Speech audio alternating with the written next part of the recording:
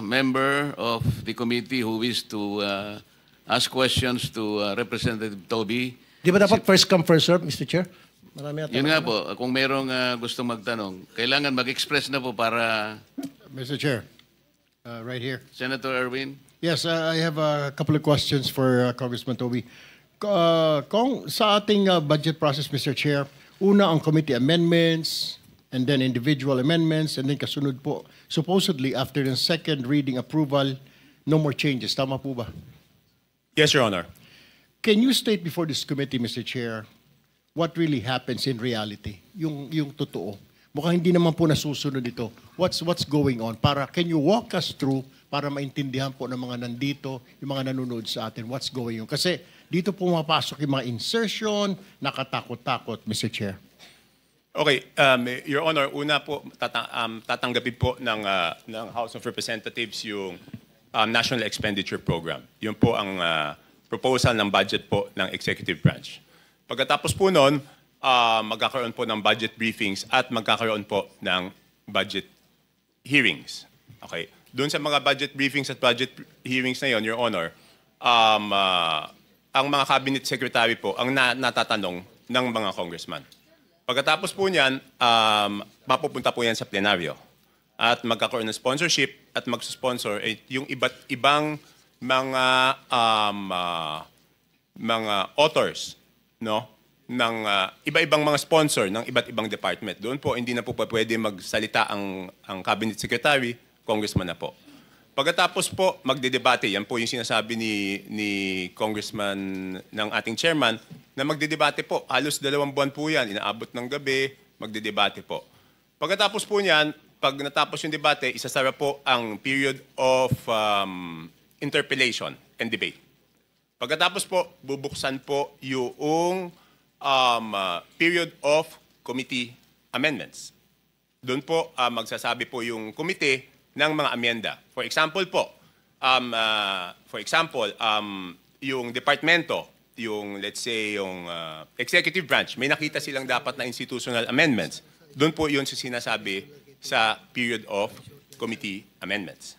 Pagkatapos pong maisara yung period of committee amendments, bubuksan na po ang period of individual amendments. Pagkatapos pong isara yung period of individual amendments, ay magbobotohan na po on second reading. At tapos third reading. Yan po ay sa normal, sa lahat po ng batas. Ngayon, pagdating po sa budget, iba po yung proseso doon sa House of Representatives because ang laging sinasabi doon, kulang yung oras, di ba po? So, pagkatapos po ng committee amendments, bubuksan po yung period of individual amendments. Tapos po, magmo-motion po ang majority leader lagi na sasabihin po na magpo-form ng small committee to accept the individual amendments of the members after the approval of second reading. So ang mangyayari po, aaprubahan natin on second reading, tapos tsaka palang mabubuhay yung small committee na tatanggapin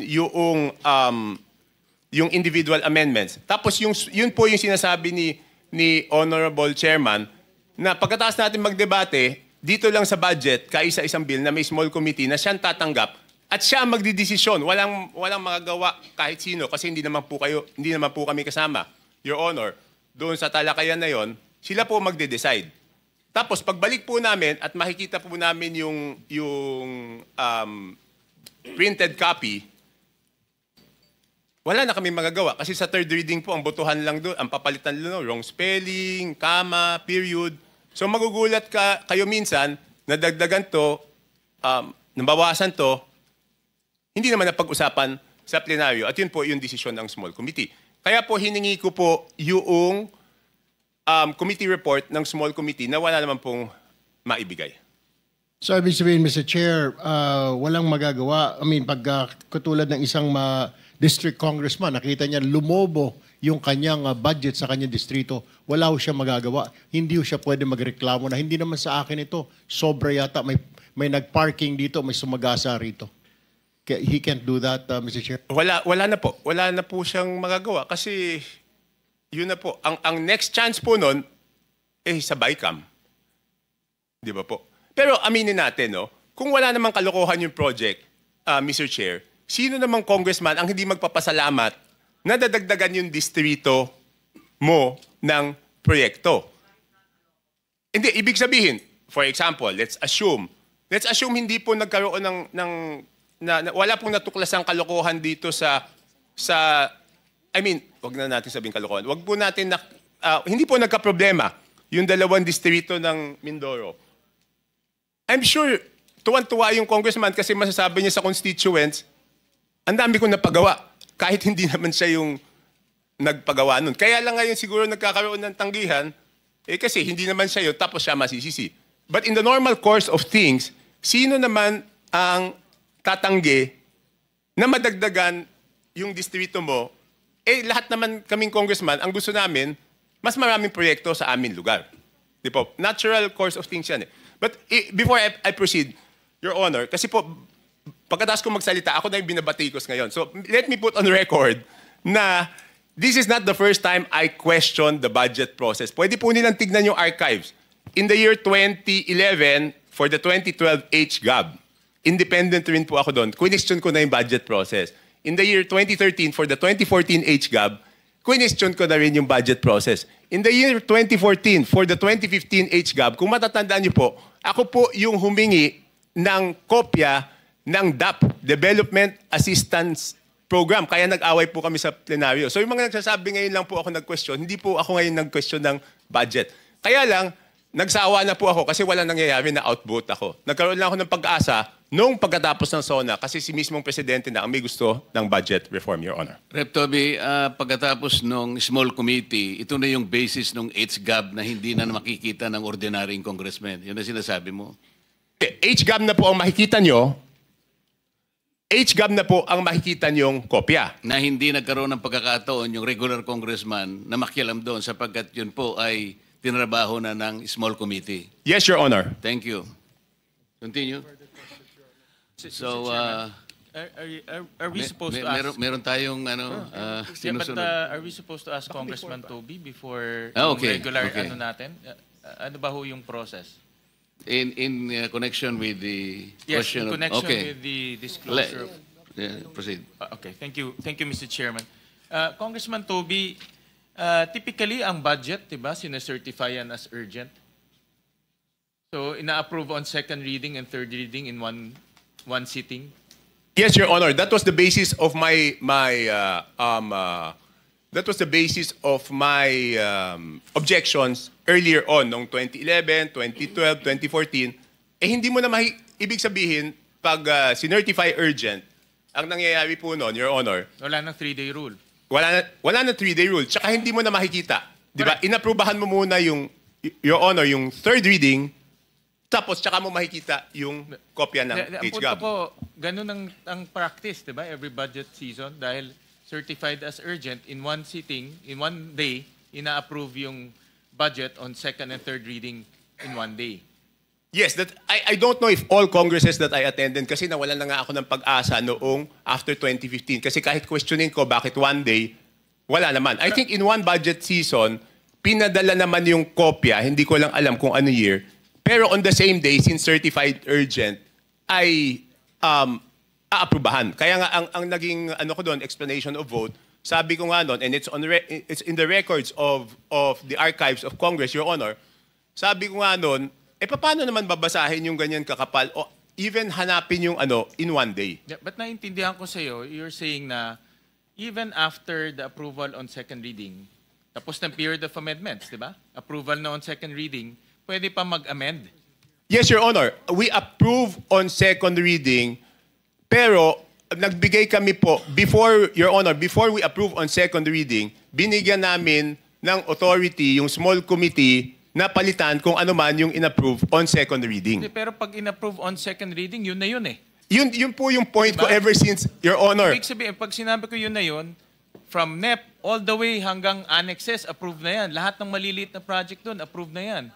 Your Honor, that was the basis of my questioning ever since. Kaya nga natapos na yung period of amendments.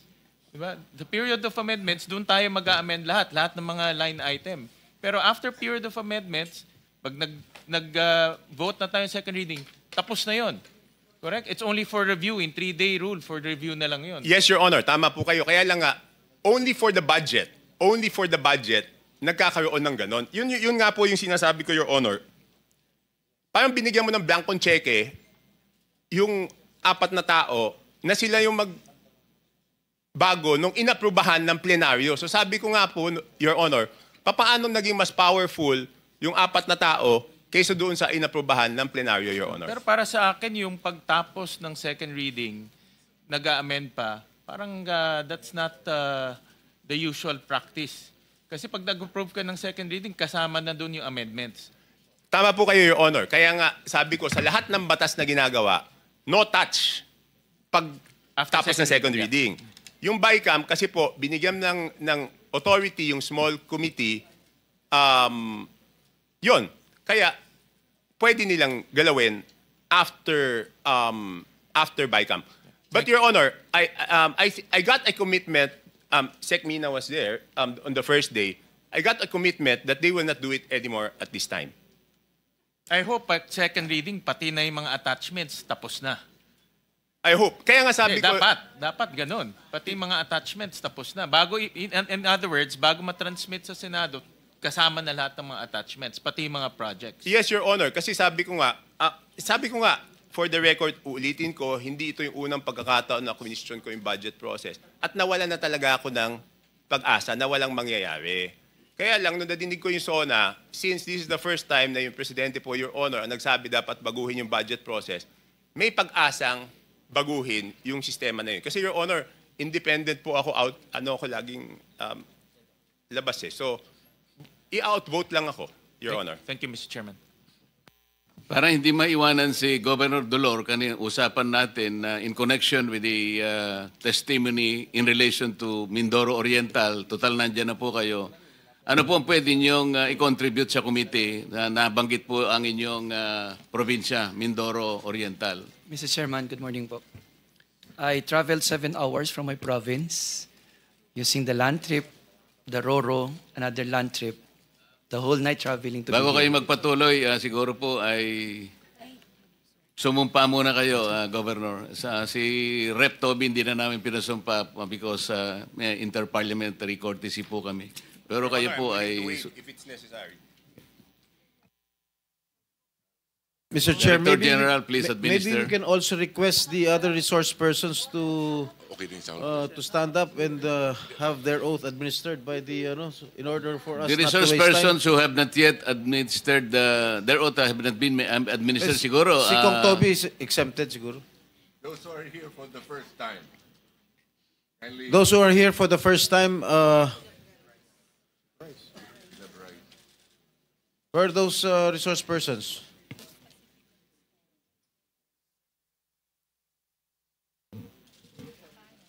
kindly raise your right hand. Do you swear or affirm to tell the truth, the whole truth, and nothing but the truth in this proceeding? Thank you. You may take it. Okay. Now proceed, Governor. Mr. Chair, may I be permitted to present a very short presentation so that you will have a context of what truly happened in the province as a microcosm problem in the Philippines. Pwede po ba akong payagan? Minuto lang po, Mr. Chair. O sige, okay. If I may, Mr. Chair, kung ready na po yung slide, kanina po kasi hindi pinapayagan. Mr. Chair, Mindoro Island is situated at the heart of the Philippines. And ang una po ay nagpapasalamat po kami. I have 4 letters para sa inyo ngayon. 4 words. Nagpapasalamat po kami, Mr. Chair, dahil sa liit ng probinsya namin, we were given this much. From 2022 to 2025, we were given a total from DNEP around 12 billion. Pero nung lumabas na po sa GAA, 30 billion. Total insertion po is 17,820,439,000 as far as flood control projects are concerned, which are 25 million and above. Ulitin ko po, we did not include your other projects which do not include flood control. Kaya lang po yung pagpapasalamat namin, sino po ba naman probinsya hindi magpapasalamat na ganong kadaming pera, napalitan po ito ng panghihinayang. Well, during the Senate hearing in the past, you were discussing about existence or non-existence of a national flood mitigation master plan. Oriental Mindoro has one.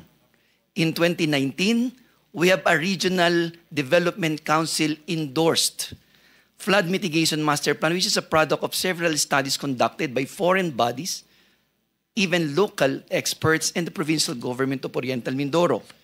It was duly signed and endorsed to DPWH in 2019. Kaya lang po, ang amount po niyan more or less is 12 billion to solve the totality of the problem of flooding. We have already received more than 30 billion. So kung sinunod po yung flood mitigation master plan ng probinsya, more or less sana, solve na ang problema. Kaya lang po, tingnan nyo po yung nangyari, 2012, 2022, baha, 2023, baha, 2024, 2025, despite the presence of more than 30 billion flood control. Bakit po? This leads to the third P, panlulumo. Bakit po nakakapanlumo? Mr. Chair, simula pa lang po may mali na. Una, di akmang disenyo. Saan po kayo nakakita ng flood control, pero dinisenyo ng DPWH na parang gumagawa ng boulevard? Ano po bang gustong gawin ng DPWH? Boulevard for tourism purpose or flood control? 20 meters na lapad na kalsada, tapos lalagyan ng konting semento sa kanan, konting semento sa kaliwa. As early as March 6, 2023, I called the attention of DPWH and all the contractors. Pinatigil ko po yan 1.5 months. Sabi ko po, you are doing something for my province, you didn't even consult us. Sabi nila, ang drawing daw po ay ginawa to solve the flooding. Pinatigil ko po for 1.5 months. And honestly, Mr. Chair, sinabi ko sa mga kontraktor na yan at sa DPWH, pag namatay ako after this at pinapatay ako, kayo ang nagpapatay sa akin. Because we are talking here of 4 billion pesos in 2023. After that, gumuho na po ng 2024. Mr. Chair, Governor, sino yung contractor na yan? Pangalan po ng contractor. Yes. As early as 2023, ang tanda ko lang po ang isa, SunWest. 2025, Mr. Chair, ito na po yung nangyayari. Baha, baha, baha. Sabi ko sa kanila, ang provincial government gumawa ng gabyo noong 2014. 40 million, 600 meters existing hanggang ngayon. Sang dekada, 40 million, almost 1 kilometer. Pero existing. Yung sa DPWH, pakikita ko po mamaya yung difference. Ang pangalawa po, di na akma ang disenyo, overpriced pa. Balik muna ulit. Sabi po sa unang interview ng DPWH, 1 billion per kilometer. That means 1 million per linear meter. Mr. Chair, ganito ho kaikli, 1 million ang halaga. Second po, binago po nila nung sunod na interview, ginawa pong 700 million per linear meter. Overpriced na, substandard pa po. Ito po ang pangatlong problema. Tingnan nyo naman po ang nangyari sa mga dike sa Oriental Mindoro. Bakal, maliit pa sa daliri ko, sa hinliliit. Sabi na, stain masonry, walang bakal. Gumawa po ng dike, na yan po ang itsura ng pagkakasimento. Ang gitna, puro lupa, puro buhangin. All projects, makikita nyo po. Labu-labong proyekto, different locations. Paano po ang pinakahuling nagtuldok ng substandard design? Nakakuha po ko finally kagabi ng isang disenyo, detailed engineering design, permado ng DPWH. Ang nakalagay po, Mr. Chair, ang dapat ibinabaon ng kontraktor, 12 linear meters po ang sheet piles. Yan po'y permado nila. Pero kahapon lang po, bago ako pumunta ng Senado, ang actual po na sheet piles na ibinabaon, 3 meters. Yan po, maliwanag po. Kahapon lang po yan. Paano po hindi magiging substandard? Bakit po nila napayagan na gawa yan? Kasi ganito po oras nila ginagawa para maitago sa tao. Gabi. That is a picture taken 10:40 in the evening na nagbabao ng sheet piles. Mr. Chair, bukod po dyan, meron pa po ngayong nawawalang proyekto. Sabi nila walang ghost. Ang alam ko po, pag specific sa GAA ang sitio, specific ang barangay, dapat ang project naroon sa sitio, nasa barangay. Sitio Dike, Barangay Apitong Nauhan, privilege speech of Senator Ping, I can attest na dun po sa barangay na yon, wala yung 189 million project na sabing kinonstruct. Sabi nila, meron daw kinonstruct sa ibang barangay. How can we attest that it is when there are multiple titles with no specific barangays and sitio? And Mr. Chair, bukod po sa Ghost Project, may bago po kaming term sa Oriental Mindoro. Again, Mr. Chair, sino yung contractor? Po? Sino yung contractor? Ito pong isa, St. Timothy po. Elite. St. Ito Timothy. pong sa Apitong is Elite. St. Timothy. Ito po ang St. Timothy. Ito pong Ghost sa Sitio Dike, Elite. Oh, this guy again? At ito pong sunod na Manananggal Project. Bakit po Manananggal? Kasi ang nakalagay po sa contract is 325 meters. Ang ginawa lang nila noong 2023 ay 189 na wala ang kalahati. Tapos ngayon po, pumutok ang ISO, binabalikan po para pong manananggal. Binabalikan po yung kalahati ng katawan pagtapos na. Totoo po yan. Sino pong kontraktor? St. Timothy po. Mr. Chairman, bakit po nangyari ito? Ito na po ang dulo. Bakit po nangyari? Kasi may kailangan pong itago. Bakit kinakailangan 20 meters na puro buhangin ang laman? Tinanong ko po si Director Pakanan ng DPWH. March 2023, July 2024, May 2025, June 2025, and July 2025, August 2025. Simple lang po ang sinabi niya sa akin, Gob, maganda naman po sana yung disenyo. Kaya lamang po, alam nyo naman, may kailangan hong bigyan ng 25% sa taas. Ulitin ko po, ito sabi po ni Director Gerald Pakanan. At meron pong 5% na parking. Sabi din po niya, I can attest to the truth. Kung totoo man po hindi sa sinasabi niya, I am only stating what he told me not once, not twice, not thrice, but several occasions. Sino yung kausap mo? Director Gerald Pakanan po ng DPWH Region 4B. Is he here? Is he here? Was he invited? Meron pa daw po, Mr. Chair, na 12% others. So 25% taas, I do not know what does he mean of 25% sa taas. 5% parking fee, I am not familiar with parking fee. Basta yun lang po sinasabi niya. 12% others. So that's all in all 42%. Ang nakalagay po sa Department Order 197 series of 2016, pag 150 million pataas ang project, entitled ang contractor to 8%. 42% plus 8% is 50%. So kalahati na lang po ang natira, Mr. Chair. Bukod pa po ang taxes and everything. Plus, 4 na beses na po kami nakahuli ng theft of minerals. Ang ginagawa po ng kontratista, kumukuha ng quarry sa lugar na bawal, walang quarry permit, abo. Kaya po nag-i-scaling ang project. Di pa po nagbabayad ng quarry tax ng tama. Magkano pa po yun? Kaya naman, Mr. Chair, ang dulo po nito, ng huli kong slide, ang dala ko po dito'y pag-asa. Na sana sa pamamagitan po ng komiting ito at ng direktiba ng Pangulo ng Pilipinas, and with the assumption of Secretary Vince Dizon, matitigil na po ito. Secondly, na yung pong dapat proseso sa ilalim ng batas na ang mga proyektong tulad nito ay ikinukonsulta sa ilalim ng Sections 25, 26, and 27 ng Local Government Code para sa mga lokal na halal at lokal na sanggunian ng bawat lokal na pamahalaan.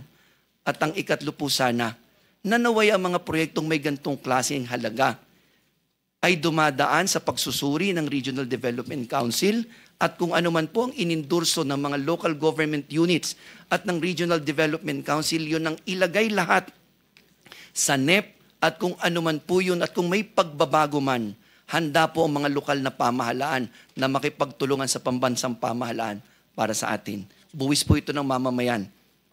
Buwis po ito ng bawat isa sa atin. Maraming salamat po. sa iyo, Governor Dolor, mula sa iyong pangihinayang at panlulumo ay nagkaroon ka pa ng pag-asa pala na nakikita sa ating bansa.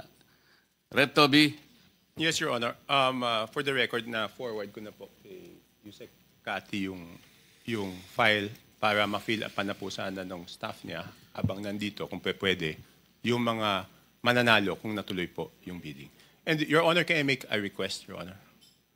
Kasi nga po, nung nung sinimulan ko to, katulad last week, ako na po yung tinarget. Ako yung tinarget na mga kung ano nung paninira na hindi naman totoo. Your Honor, can you give me 5 to 10 minutes just to defend myself, Your Honor? Okay. Can I show the USB? Again. Yung staff natin, can you assist Rep. Toby? Sa ating mga honorable senators, sa pasensya na po, I will take a little time. I just have to defend myself from the accusations. This is referring to the press release conducted by Representative Alfredo Garbin. Yes, Your Honor, na yung Ako Bicol na ako daw ay nag-insert. First of all, hindi po ako makakapag-insert kasi nga hindi po ako member ng BICAM. Paano ko makakapag-insert? So this presentation is actually to answer the press release. Yes, Your Honor. Okay. Proceed. Tapos, pangalawa, sinasabi niya na doon sa nadagdag sa BICAM ay merong kasama doon sa mga top 15. So, ang ginawa ko po, nagtanong po ako sa DE. Never, for the record, never ako nagtatanong sa DE kung sino na nanalo sa project. So, hindi ko alam kung sino na nanalo. Then, nung dumabas yung top 15, that was the first time tinanong ko sa DE, bigyan mo ako ng listahan nung sa mga sino nanalo. Kaya meron akong listahan. Okay. So, sana pagbigyan naman ako na depensa ko naman yung sarili ko, Your Honor. Proceed. Yung nabotas. Tapos sinasabi po nila na ang laki lagi ng flood control project sa Navotas. Your Honor, mas siguro kasalanan ko kung hindi malaki ang flood control na project sa Navotas at iba pagawa dahil binabaha po talaga kami at below sea level kami. Ano naman gagawin natin, Your Honor? Okay. First slide.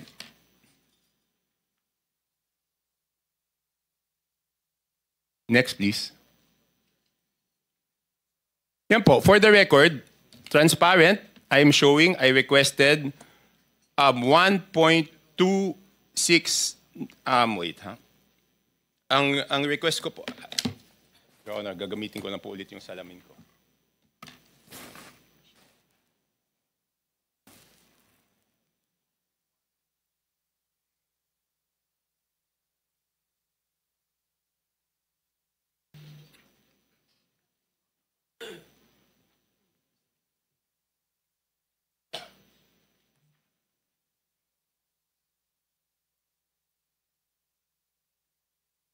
Yun. Your Honor, for the record, I requested 1.269 billion na madagdag po sana sa aming NEP.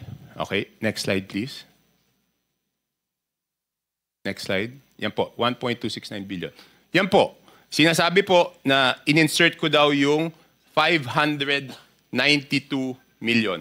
Hindi ko po in-insert yung 592 million. Yung 592 million, yan po ang na-approve. 529, sorry. 529 million ang na-approve ng, yan po ang na-approve sa BICAM. Nahandyan po, for transparency, makikita nyo, proponent, yan po ang format, proponent, congressional district, contractor. Okay. At yan po yung status ng proyekto. Pinagawa ko po yan sa DE yesterday, Your Honor. So makikita na sinasabi, dito sa 529, meron daw ditong St. Timothy at Sims. Yun po ang sinasabi. Makikita po, doon sa 529, wala pong St. Timothy at Sims. Okay? Next slide, please. So hinanap ko po, nasaan ba yung St. Timothy at Sims? yung St. Timothy at SIMS ay nahandong pala sa NEP, hindi po sa BICAM. Tapos tinanong ko po doon sa DE kung ano po yung accomplishment for 2025 po to. Una-una tinanong ko yung DE. DE, magsabi ka ng totoo, meron ba kayong tinatagong ghost project o substandard o ano? Wala po. Okay. At siguro doon sa mga nakakilala sa akin, medyo hindi ako magandang magsalita pag delayed yung project ng contractor. Siguro may takot ng konti. Sino yung DE, Rep. Toby? Okay, buti na tanong niyo po. Ang DE ko po is si Magellan Arcega. For the record, hindi ko po pinili si Magellan Arcega. Siya po ay Assistant District Engineer. Nag-retire po yung District Engineer. Siya po ang naging District Engineer. Yung nag-retire na District Engineer, hindi ko rin po pinili. Siya rin po ang Assistant District Engineer. So siya po ang naging District Engineer. So hindi po ako namimili ng District Engineer. Okay. So tinanong ko, for example, yung St. Timothy, o yung previous years, 2024, ano yung status ng project? Sabi niya, wala pong problema, sir. So hiningi ko, ito out of the NEP. Okay. Itong construction of Estrella Pumping Station, 65 million. The reason suspended siya, sabi ko bakit suspended? Kasi daw hindi pinayagan ng barangay captain ituloy. Tinanong ko bakit, sabi ko, bakit di mo sinabi sa akin? Sir, sinabi ko na si City Engineering Office. Bakit hindi pinayagan ng barangay captain? Kasi pala gusto ng barangay captain, maganda naman yung intensyon ng barangay captain, kaya lang wala doon sa program of works. So ang gusto pala ng barangay captain is, kasi pumping station yan, structure po yan, parang building, gusto niya lagyan ng senior citizen center sa taas na wala naman doon sa program of work. So maganda din naman intention. So gusto siguro i-maximize. So kaya lang medyo hindi naman nagpaalam sa akin, pinahinto po ng barangay captain. Noon ko lang nalaman. Okay? So, next. Construction of Estrella Pumping Station, Phase 2. Kaya po suspended yan. Hindi po magagawa yung Phase 1 kung hindi po tapos yung... Hindi magagawa yung Phase 2 kung hindi tapos yung Phase 1. Kasi yung Phase 1 is the structure, Phase 2 are the 1 cubic meter per second pumps with generator. So, syempre, hindi tapos yung Phase 1 dahil pinahinto nga nung yung masigasig kong barangay captain, hindi po magawa yung Phase 2. Next, meron siyang, si St. Timothy, may completion of bridge, North Bay Boulevard South. Suspended kasi po yung first phase hindi pa tapos, yung 2024. Pero hindi naman daw po nila kontrata yung first phase. So, ibig sabihin, kaya hindi mo magagawa yung second phase. Your Honor, nandiyan po si St. Timothy. Pwede niyo pong tanungin kung nagkakilala na kami or ano. Ms. Rimando. Are you through, Rep. Toby? Tuloy pa po. Okay, next po. So, hinanap ko rin si SIMS. SYMS. Kung ano po yung status ng, yan. Si SIMS, construction of flood mitigation structure along Marala River. Ongoing 88.2%. So, pwede pong puntahan yan. So, ibig sabihin yung ina-attribute na kung meron man silang problema ang proyekto sa ibang lugar, ang sinasabi ko po, doon po sa nabotas, ayon sa aming district engineer, wala naman po. So, wag naman nilang palabasin sa mga storya na ako'y may kinalaman doon sa pag-insert. Wala po ako. Hindi ako member ng BICAM. Ako'y may kinalaman po, Your Honor, sa pagpili ng contractor. Hindi ko po kilala yung mga yan. Meron silang problema sa ibang lugar? Posible. Sa nabotas? Wala. Next, Your Honor. Mabilis na lang to, Interjection, Mr. Chair. Okay, Ilang minuto na lang para tapusin na lang natin.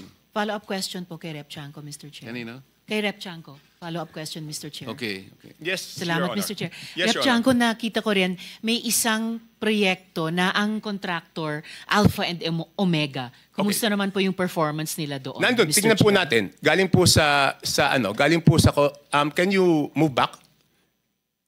Yan, pakihanap lang yung Alpha and Omega. Alpha and Omega. Teka, hindi ko mahanap po. Ayun, Alpha and Omega, construction of pumping station, Barangay Tanza, Navotas, actual accomplishment 15.95, suspended due to revocation of PIGAP license of Alpha and Omega.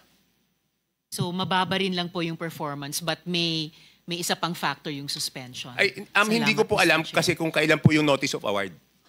So yun, hindi yun po natin- interesting siguro sa Committee Rep Chanco kung at least within the period bago po ni-revoke yung kontrata nila or yung lisensya nila, how they perform. Yes. Kahit later on na lang po ma-update ang committee through the chair. Yes, Your Salamat, Honor. Mr. Pero Chair. po ang makakasagot po siguro niyan yung district engineer namin. Pero yan po yung isang siguro dapat tignan ng komite dahil minsan po yung work suspension minsan ang haba-haba ng binibigay, 'di ba? Ito hindi ko po alam. Pero meron ako nakitang isang project sa Navotas, World Bank funded. UPMO po ang nag-implement. Nagreklamo nga kami kasi mas matagal pa yung hindi ko na matandaan kung sino contractor. Mas matagal pa yung work suspension kaysa doon sa original contract duration. Mr. Chair, kung sakaling nandito yung district engineer ng Navotas City, baka pwede rin nilang mabilis na dagdagan yung ulat sa atin ni Rep Chanco kung yung actual accomplishment na almost 16% lamang ay within an extended period or maikli lamang, Mr. Chair. Noted. Sir, Rep. Chanco. Your Honor, hindi ko po alam kung nandito po yung district engineer ko. Andito po ba sila, Mr. Chair? Palagay ko hindi invited yun eh. We did not anticipate this. So. Okay, Your Honor. Next. Salamat, Mr. Chair. Thank you po. Next po. Okay. Your Honor, pinapakita ko lang dito, kung marunong po akong manghingi ng extra, marunong din po ako magsabi na hindi kailangan yung proyekto. Katulad dito, noong 2023 for the 2024 budget, meron 299,746 na proyekto ng flood control sa Navotas. Sabi ko, bakit niyo pupondohan? Wala pa yung feasibility study. So kung marunong po akong manghingi ng extra, pag hindi naman po kailangan, ako mismo rin sumusulat na hindi po kailangan yan. Next slide. Next slide. Makikita yun. Yan, no? Yan po yung reason. Sinabi ko, ay, hirap ng malabo mata. Yan, sabi ko, hindi pa pwedeng paggawa kasi wala pang feasibility study, etc., etc. Okay, next. Next slide, please. O yan, sumulat pa ako doon sa errata, sa house, na hindi po pwedeng paggawa. Huwag niyong pondohan yan. Next slide, please. Yan, the rehabilitation of the pumping station has been fully funded. Yung tatlo po kasi pumping station doon. Yung isa, nagawa na, gusto gawin yung pangalawa at pangatlo. Sabi ko, hindi naman kailangan kasi hindi yan yung problema. The main problem is the siltation which damages the navigational gate and the elevation of the navigational gate which is overtopped by high tide, na napapatungan siya. But there is no study and design yet up to now, therefore, the project cannot be implemented. So marunong din po ako magsabi na hindi po kailangan yung proyekto. Okay, next slide please. Yan po, pinakita ko lang yung pictures na naka-attach. Hindi problema yung pumping station, pero umaapaw na po yung tubig doon sa navigational gate. Tapos minsan nakwi-question ako bakit malaki yung pondo sa Navotas. Kasi po itong navigational gate, pag sira yan, pati Malabon, baha. Nagkataon lang na nasa Navotas siya. Siyempre, papasok po yun doon sa buong budget ng Navotas. Isipin nila, puro sa Navotas lang yun. Hindi naman Navotas lang nakikinabang. Next slide, please. Mabilisan lang to, Your Honor. Ito po, kung pinipintasan po yung mga dike, ito po, papakita ko, yung sa amin, binangga-bangga ng mga barko. Makikita nyo po. Pwede po i-play. May pang-play po dyan sa baba. May mape-play yan sa baba.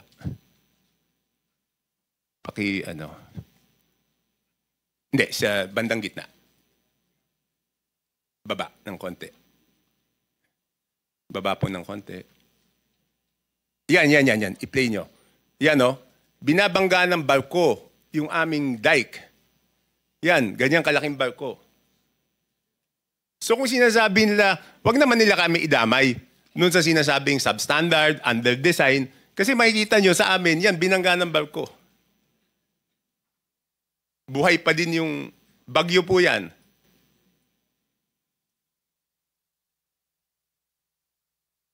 Yes, Your Honor. Yes, Your Honor. Tapos ang problema namin, itong 3.6 kilometer na dike, 15 years bago matapos. Dahil bibigyan ako ng konting pondo. So bakit every year may pondo? 15 years po. Matatap. Ang unang lagay po ng pondo dyan when I was congressman, yan po, binabangga rin ng barko. Makikita nyo yung buong ground gumagalaw pero hindi po nasira yung dike. Next slide, please. Yan, puro barko po. Yan, makikita nyo, ganyan kalalaking barko. Sabi nga ng isang netizen, buti pa yung dike sa Navotas kahit barko, hindi nagigiba. Okay, next slide, please. Okay lang yan. Ayan, ganyan, isa pang barko. O, paki-play po. Yumayanig po yung lupa doon.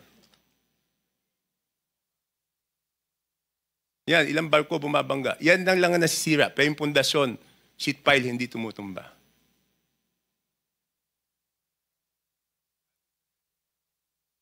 Next slide. Yan, makikita nyo, talagang umuuga. Kung makikita nyo yung sound dyan, makikita nyo, boom, gumaganon eh. Paki-play, may may video. Yan, ganyan kalalaking barko. Ayan, boom. So thank you for your presentation. I Sir, think sir, you made your point already. Sir, 3 slides na lang po. 3 slides. Pasensya na po, Your Honor. Okay, next slide. Next slide. Sige, pareho lang yan eh. Next slide. Ganyan kalalaki alon, yan po yung dike namin. Paki-play. So yan, sasamahan pa po ng babanggain ng barko. So sabi nila, bakit every year humihingi po kami? Nung wala po yung dike, 1,500 families, 1,500 structures ang nasira dyan, at nasa evacuation center sila ng 1 taon. So ganyan ka-importante po. Pinapakita ko lang po. Yan. So that's all, Your Honor. At kung meron silang question, ako po ay nagsabi na publicly na pag-ayos na po yung independent commission, voluntary na willing ang Navotas na mauna na ma-audit. Ayoko lang po doon sa TRICOM namin sa House dahil hindi po patas ang laban doon. Salamat po at ang Senate Blue Ribbon Committee ay pinagbigyan ninyo. That's all, Mr. Chairman. You made your point. Sino po sa mga kasama natin ang gusto pang magtanong kay Rep. Toby kasi alam ko pong kailangan siyang bumalik kaagad sa House of Representatives. Maybe, Senator Mr. Chair. Bato, please. Thank you, Mr. Chairman. Just one question to Honorable Toby Tiangco. Sir, yung nabanggit mo kanina na around 17 billion na insertion for the GAA 2025, nasilip mo na rin ba yung GAA ng 2024, GAA ng 2023, wherein si Congressman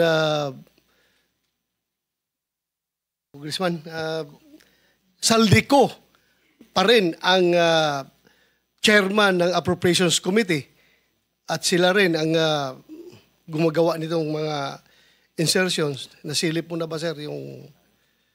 Your Honor, pasensya na po. Hindi po. For 2 reasons. Number one,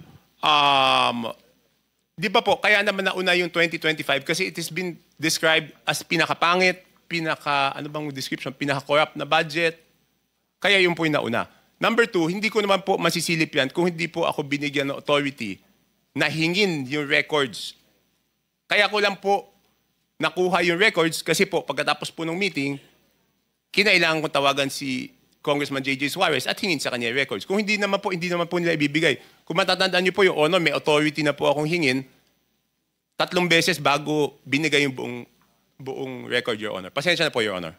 Thank you. Thank you, Mr. Chairman. That will be all.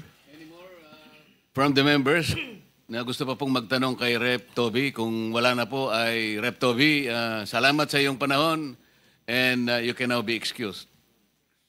Yes, Your Honor, hindi naman ako nagmamadali. Baka hindi na ako papasukin doon.